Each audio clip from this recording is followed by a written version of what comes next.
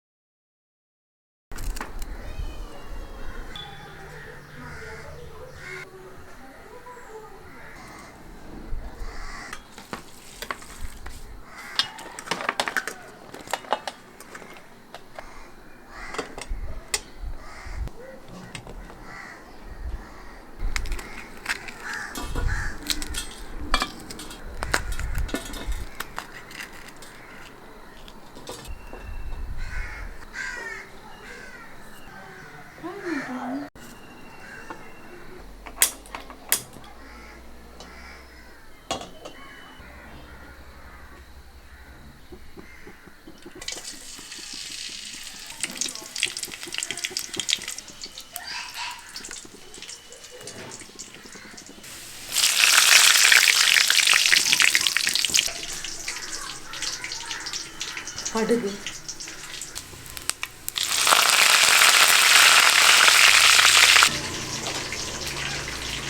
ഉള്ളി,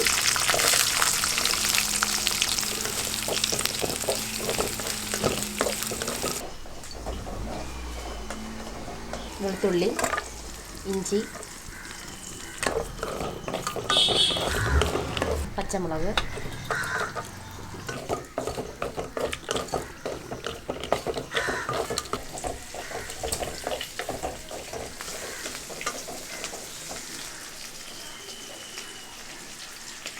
main ingredients ആയ ശീമച്ചക്ക.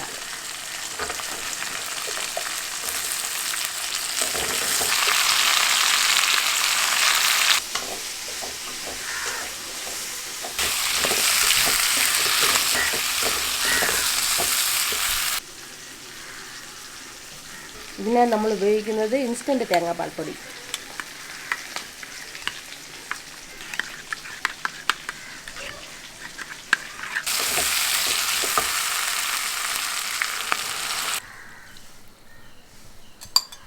ആവശ്യത്തിന് വെള്ളം ചേർത്ത്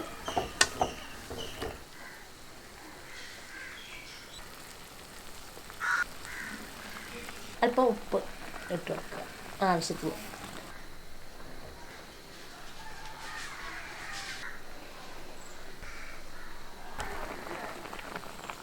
മഞ്ഞൾപ്പൊടി,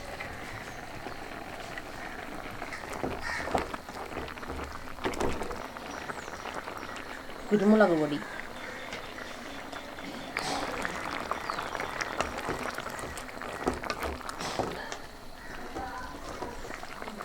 മല്ലിപ്പൊടി,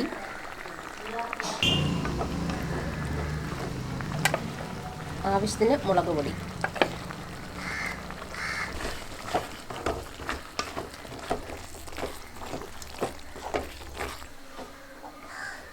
അവസാനം നമ്മുടെ കൂട്ടുകറിക്ക് നല്ലൊരു ഫ്ലേവറിന് വേണ്ടിയിട്ട് ഗരം മസാലപ്പൊടി.